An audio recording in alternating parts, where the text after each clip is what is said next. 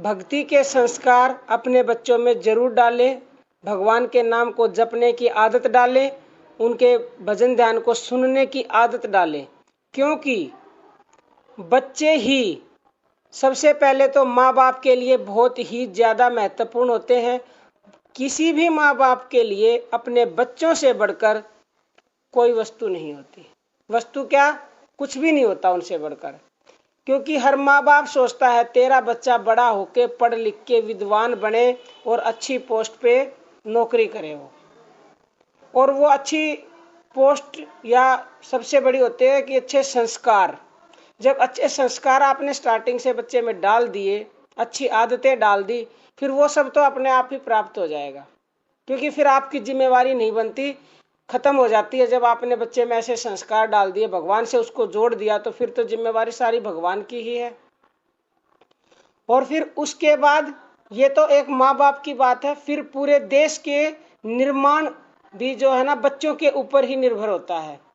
किसी भी देश के भावी निर्माण के लिए बच्चे बहुत ही ज़्यादा महत्वपूर्ण है। बच्चे ही हमारे आने वाले कल के नेता हैं, वही आगे जाके एक नए भारत का निर्माण कर सकते हैं।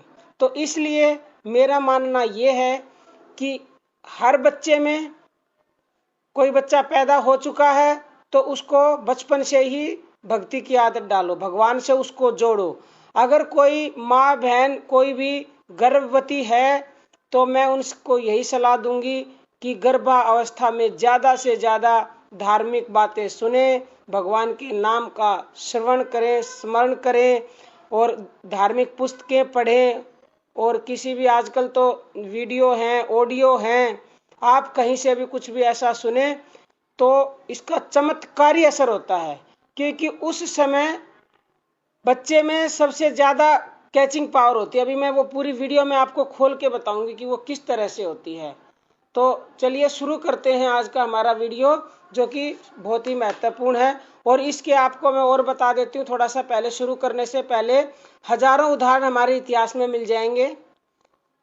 ध्रुव जी जो 5 साल की उम्र में, जिन्होंने अपनी भक्ति के बल पर भगवान के साक्षात दर्शन किए, और भक्त प्रहलाद जिन्होंने गर्भावस्था में ही नारद जी ने उनको भक्ति का उपदेश दिया था और उसी भक्ति के प्रभाव से वो भक्त शिरोमणि हो गए। और इसके अलावा अभिमन्यु को शायद सभी जानते होंगे, उन्होंने भी जब वो अपने माँ के गर्भ में थे उस समय ही व्यूह के बारे में जाना था, चक्रव्यूह। तो उसका मतलब उन्होंने जो गर्भ में जाना था वो उनको बाद तक याद रहा। देखो कितना गहरा असर होता है। कई ये सोचते हैं कि बच्चे हैं ये क्या करेंगे, बच्चे सब कुछ कर सकते हैं। जब 5 साल की उम्र में ध्रुव ने साक्षात भगवान के दर्शन किए, तो इससे बड़ा और क्या उदाहरण दूं मैं आपको। तो चलिए अब शुरू करते हैं। ईश्वर की भक्ति वैसे तो सभी के लिए उपयोगी है, परंतु बच्चों के लिए भी विशेष उपयोगी है, क्योंकि बच्चों का हृदय बहुत ही कोमल होता है और वो जैसी चेष्टा करते हैं उसी के अनुसार संस्कार दृढ़ता से उनके हृदय में जम जाते हैं। और जो चीज दृढ़ता से जम जाती है उसका फल भी फिर दृढ़ता के साथ ही मिलता है हमें। जब तक बालक का विवाह नहीं होता तब तक वह ब्रह्मचारी ही समझा जाता है, और ब्रह्म परमात्मा का नाम है, उसमें जो विचरता है वह भी ब्रह्मचारी है। यानी परमेश्वर के नाम रूप गुण और चरित्रों का श्रवण मनन कीर्तन आदि करना ही उस ब्रह्म में विचरना है। इसको ईश्वर की भक्ति एवं ईश्वर की शरण भी कहते हैं। इसलिए सभी बालकों को परमात्मा के नाम रूप गुण चरित्र प्रेम प्रभाव तत्व और रहस्य की बातों को सुनकर या हमारे ग्रंथों से पढ़कर सदा प्रेम पूर्वक हृदय में धारण करके पालन करना चाहिए। इस प्रकार करने से भगवान के गुण प्रभाव तत्व और रहस्यों को जानकर बड़ी आसानी से कोई भी बच्चा हो चाहे कोई मनुष्य भी हो, उन सभी को भगवान की प्राप्ति हो सकती है।